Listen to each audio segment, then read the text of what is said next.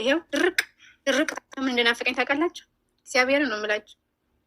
ሀገሬ ሲገባ ኢትዮጵያ ሲገባ ማለት ነው ጥግብ እስከምንድረስ መብላት ምግብ ይሄ ደረቅ ሩዝ እየበላን ይሄው ደረቅ ልኩ ይሄው ድርቅ ታውቃላችሁ። አንጀቴን ይዩት። osoo hin baratin kan na barsiifte haati koo ijoollee nyaata nyaadhaa nyaanni utubaa namaati namni tokko nyaatu malee jireenyi hin maluufi nyaata keechan sa'aatii eeggadhaa nyaadhaa jettee kan na barsiiste haati koo osoo barumsa hin baratin jechuudha. Egaa namoonni kamiyyuu taananii nyaata jechuun utubaadha. Utubaa ilma namaa kan qabee deemu kan nu dhaabee deemu nyaataa jechuudha. Garuu haa ta'u gola madaamii keessatti ijoollee baay'een hanqina nyaatanirraa kan ka'e hedduun isaanii miidhamanii gara mana yaalaa galanii kana bichaa miti kan lubbuun isaanii darbe sababa nyaataatiin baay'eedha jechuudha. Hanqinni nyaataa yoo namatti dhufe viitaaminoonni garaagaraa qaama namaa keessaa yoo dhume bakka jiraachuun ilma namaa baay'ee yaaddessaadha jechuudha. Egaa shama harka fuunee kabajamtootaa fi daawwattoota hordoftoota keenya nageenyi koo kan jaalalaa fi kabajaa bakkaa fi lafa jirtan isiniif haa baay'atu. Anis obboleettiin keessan bakkaa fi lafa jirutti waaqayyoof galannaa ga'u nagaa fayyaa kootidha. Egaa warroonni mana keenya faaraa taatan laayik sheer gochuudhaan gara maamila keenyatti dabalamaa isiniin jechuun asumarraan illee affeerraa kootidha. Egaa viidiyoon har'a isinii qabadhee dhufe jechuudha.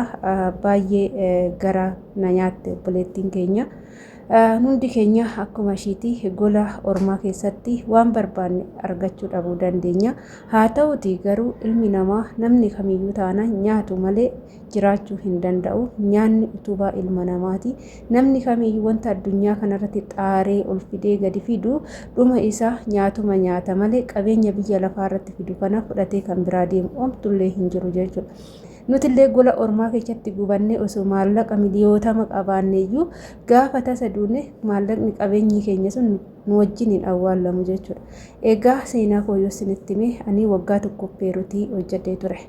Garuu manan hojjedhe sanitti nyaanni hin jiru jechuudha. Sababa nyaanni hin jirreefan gara biyya abbaa kootii galuu filadhee maallaqa kootiin tikeettii muradheen galee waan sin ajaa'ibu jechuudha. Hin hojjenne maaliif nyaanni mana san keessa hin jiru ganama nyaadha deebi'een akkasumatti buleen ganamuma san nyaadha jechuudha. Kanan bara sanii miidhame hagarra miidhamni sun naaf hin deebine jechuudha. Dhugaan sinitti hima. Waggaa tokko agabuu koo osoo nyaata hin nyaatin hojjedhe gaafa waggaa guutuu haala kanaan akkamittan waggaa lammataa itti qaxxala jedhee jaratti lola kaasee rabshaa kaasee isaan tikeettii murree sin galchinu naan jennaan maallaqa koo baasee tanan tikeettii muradhee gara biyya kootii galuu danda'ee jira jechuudha. Galanni waaqayyoof haa ta'u kunoo har'ammoo carraan koo immoo carraan lammataa naa baname har'ammoo kunoo asan jira jechuudha. Ilmi namni kamiyyuu taana nyaatu malee hin jiraatu. Nyaanni mana ta'e hojjetu san keessa hin jiru yoo ta'e wanta hojjetattee nyaattu hin jiru yoo ta'e tokkoffaa irratti afaan baastanii nyaata daakuu naafid akkasumas mokoroonii naafid wanta nasin barbaachisu nuufid jechuu ni qabdu jechuudha. Sodaa tokko malee fakkeenyaaf daakuun mana keessa yoo jiraate kaameraa yoo jiraate hojjetattanii tolfattanii nyaachuu dandeessu. Kunniin hin jiru yoo ta'e qixxaan alaa bitamtu sun hin jirtu yoo ta'e maaliif teechuu mana san keessa? Oo danda'amuu baate immoo maallaqa ofiitiin bitachuudha malee garaa ofii nyaata ofii ofitti dabnee ofuma keenyaaf immoo of miina jechuudha. Innaa viidiyoon kun keessattuu ijoollee amma haaraa dhuftanii ganaa hojjetachuuf fedhii qabdan ganaa waggaa dheeraa biyya ormaa taa'uuf fedhii qabdan jechuudha. Kan akka keenya galuufillee karoora qabnu osoo hin taane ijoollee hojjetachuuf karoora qabdanii jechuudha. Sa'aatii kanatti biyya ormaatitti biddeen argachuu hin dandeessan. Biddeen Itoophiyaa san waxiidha fataffannee afaan godhannee nyaanna jettanii yoo yaaddan isa san hin argattan. Garuu gola madaamii keessatti daakuu yoo mana jiraate akka biyya keenya sanitti biddeen akka keenya sanis bareeduu baatu gaaris ta'uu baatu tolfachuu ni dandeessu. Akkasumas immoo waxii shiroo biyya keenya Saudi kana keessa warroonni shiroo gurguran Riyaadii keessa jiru. Garuu iddoon madaamonni teechasanii eeyyamuu dhabuu dandeechi wantoota akkasii. Kanaaf wantuma mana isaanii keessa jiru wantoota akka timaatimii, misira, atara kun hin jira jechuudha. Fuudhatii gixxim godha eel irratti immisaati hin jira wanti daaku waan ta'eef daakaatee akka shiroo sanitti fayyadamaa jechuudha. In sodaatina jechuudha. Dhugaani duraan nan sodaadha amma ergan daffaree waan tokko godhachuu eegalee jijjiirama isaa argeera jechuudha ofii kiyyaafu. Innaa nyaanni tokkoffaa bifa nama bareessaa qaama nama jabeessaa hojiidhaaf mooraalii yookaan hamilee sii kenna jechuudha.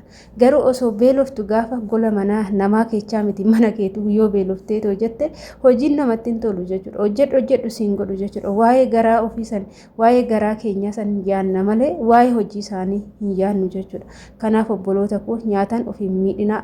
Baay'isanillee nyaachuu baattan sa'aatii itti nyaatamuu qabu sanitti dirqama waan xiqqoollee ta'u nyaachuu qabdu jechuudha.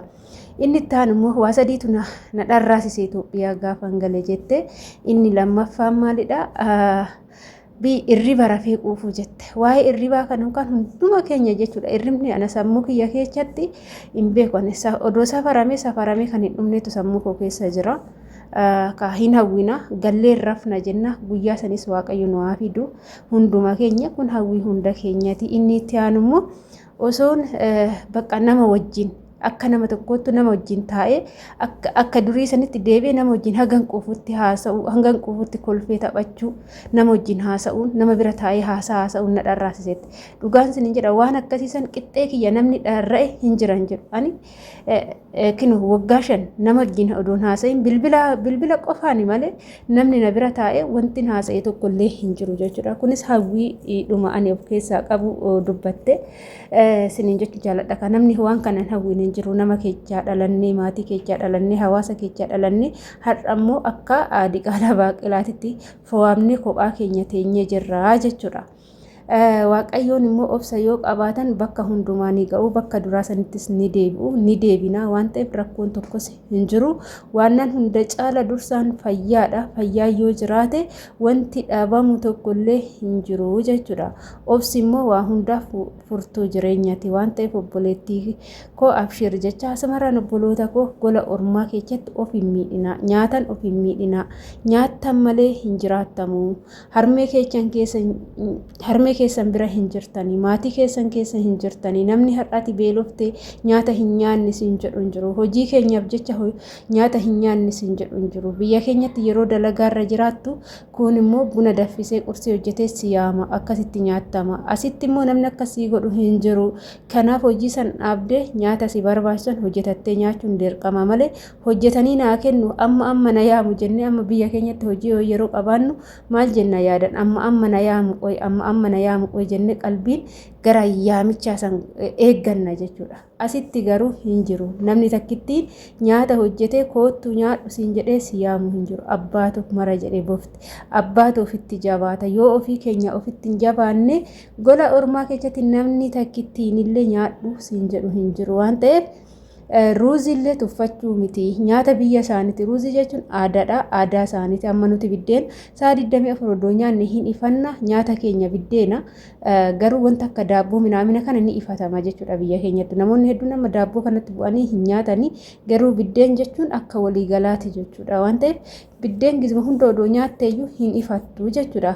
Akkasuma immoo biyya kanatti ruuziin akkasi isaan ifamma ruuzii jechuun akka nuuf biddeenaa san mana ruuziin ittiin hojjetamneeyyuu ittiin tolu jechuudha. Isaanitti amma ijoollee mana kanaatitti jechuudha. Yoo ruuziin hin jiraanne yoon hojjenne ta'e dhugaan sin jedha guyyaa sun jireenya hin taatu jechuudha.